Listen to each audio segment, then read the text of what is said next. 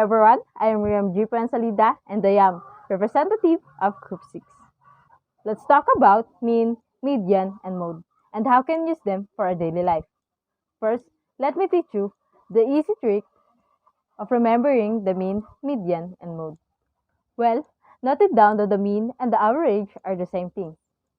Secondly, there are two words, M and D, which means middle number. Thirdly, and the mode have a two words, M and O, which means most often used. Just remember that the mean and the average are the same number. Median is the middle number and the mode is the most often used number. Now, let me teach you calculating the three variables.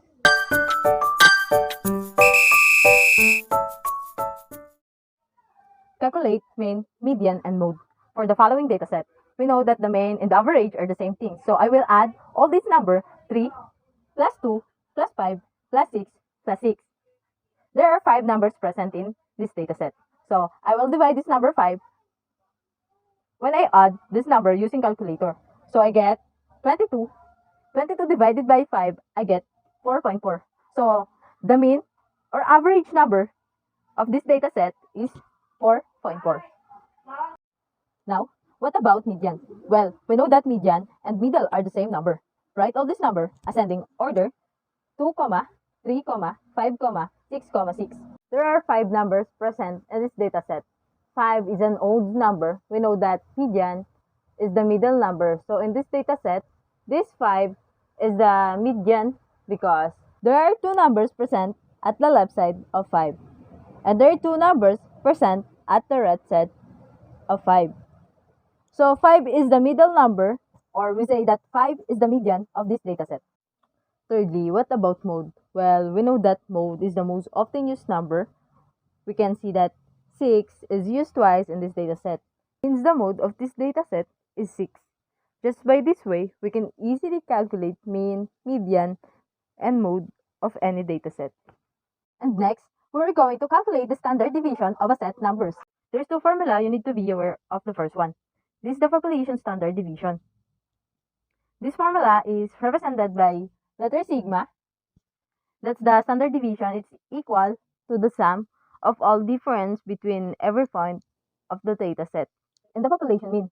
The population mean is mu, which is this symbol here, and then you need to square it, divided by n, which is all of the numbers is set, and then you got to take the square root of the whole result.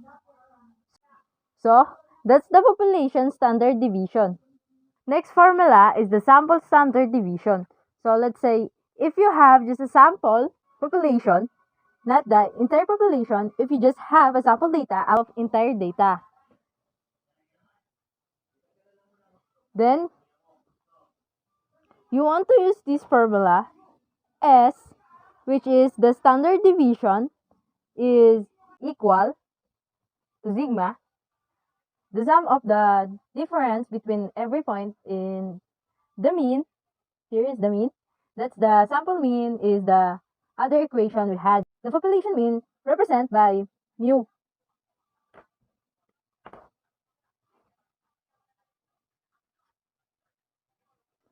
But this is the sample mean, which basically the average of all the data points in the set. And then you have to square it, but it's not going to be divided by n minus 1 as the opposite of n. And so that how calculate the standard deviation of the sample. Now, let's work on an example. Let's say if we have 2 sets of the number 4, 5, and 6, and also 3, 5, and 7. Which one has a greater standard deviation? Let's use the population standard deviation formula. But if we had a guess which set number has a greater standard deviation, is it 1 on the left or 1 on the right? We need to understand the basic idea of standard deviation. Standard deviation tells you how far apart the number are related to each other. So the more spread out they are, the greater the standard deviation. 4, 5, 6 are closer to each other than 3, 5, and 7. And you could tell, if you put them in the number line, let's put 5 in the middle. So 4, 5, and 6, here they are on the number line. Now, in the contrast, let's put the same number on this line. We're going to have 3, 5, and 7. So if you look at the green point, the points in green are fewer apart of point in green. They're close together, so therefore 4, 5, and 6 has a lower standard deviation in the 3, 5, and 7. So sigma is low and her sigma value is high. Now, go ahead and calculate the standard deviation for the set of the number 3, 5, and 7. So what's the first thing that we will do is calculate the mean. To find the mean, it's going to be the sum of the all numbers divided by 3. Now, because of the 3 numbers are evenly spaced apart, the mean is going to be the middle number 5. So, 3 plus 5 is 8. 8 plus 7 is 15. 15 divided by 3 is 5. So that is the mean. Now, what would we do? How you have a mean? Now think of the formula. It's going to be sigma of every point minus the mean squared divided by n, and then all of these within the squared of every point minus mean squared divided by n, and then all of these take the square root. So here now, to use the equation first, we're going to the first point, 3, subtract. So how to use the equation? First, we're going to use the first point, 3, and subtract it by the main and squared. Next, we're going to take the second point, 5. Next, we're going to take the second point, 5 subtract in the form main squared, and then going to be 7 minus 5 squared. So each of these 3 points, you're going to plug into x sub I, and then squared. Next, we're going to take the second. We were going to plug into x sub I, and then you are going to square and differences between each of those value. And then the sigma represents sum. So you're going to add every difference that, so each of their 3 points, we're going to the plug into x. So each of these 3 points, we're going to x sub I, and then you're going to square the difference between each those value. And then sigma represented by sum. You're going to add every difference that you get, or you're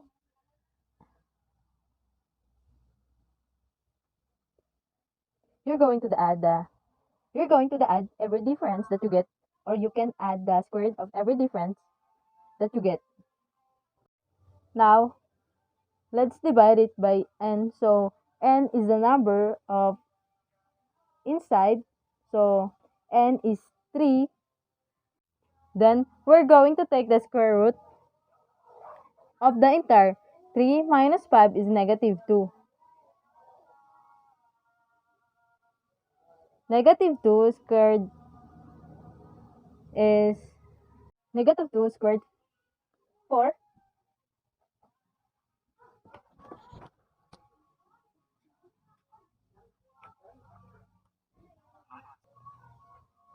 Five minus 5 is 0.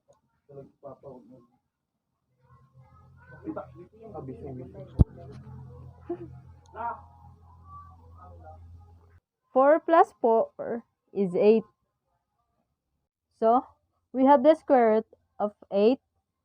8 divided by 3. And at this point, we're going to use the calculator. 8 divided by 3 is about 2.67. And if you take the square root of that, you're going to take 1.63. So, that's the standard deviation for 3, 5, and 7. Number 4, 5, and 6. Division using the same formula. And let's calculate the population mean. It's going to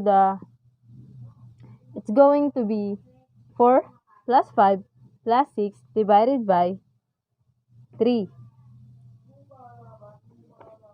It's going to be 4 plus 5 plus 6 divided by the number of the numbers that we have, which is 3. 4 plus 6 is 10. 10 plus 5 is 15. And we know that 15 divided by 3 is 5. Write the mean. So once again, anytime the number are evenly spaced apart, mean is going to be a middle number. So now, we can calculate the standard deviation. Number are evenly spread apart, the mean. The mean is going to be the middle number. So now, we can calculate the standard deviation is going to equal square root. So now, we're going to calculate the square root.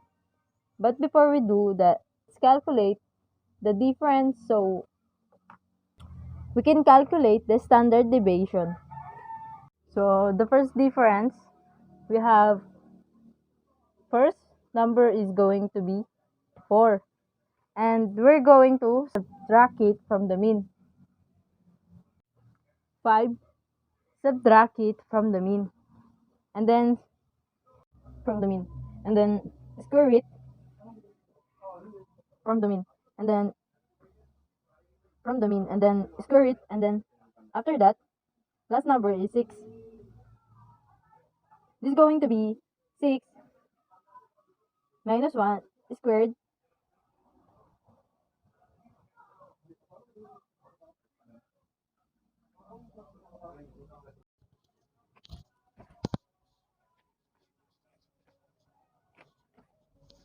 Six minus 5 squared.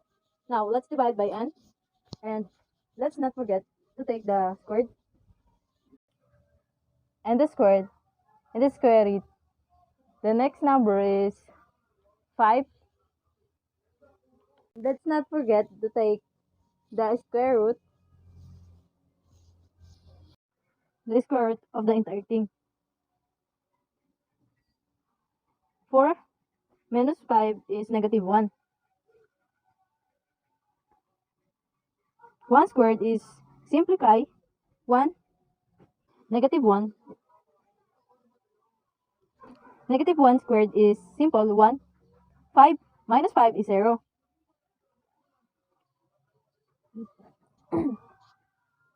4 minus 5 is negative 1.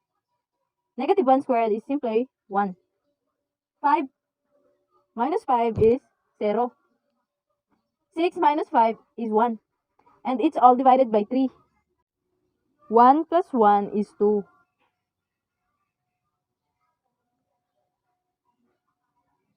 So we have the square root of the 2 divided by 3. Now, 2 divided by 3, as the decimal is about 0.67. The square root of 0.816. So as you can see, the standard deviation is less because these numbers are closer to each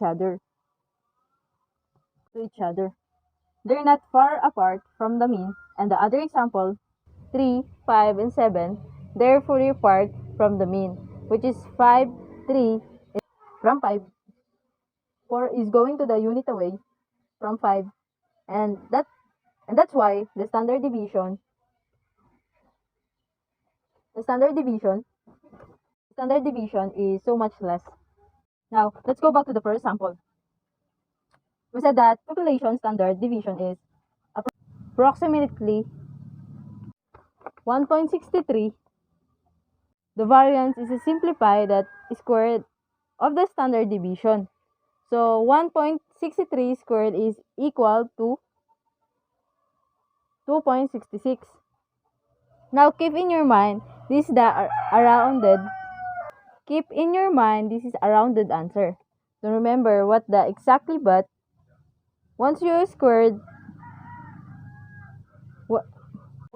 it, it's about 2.66. So that's how calculate the variance. The formula of the variance is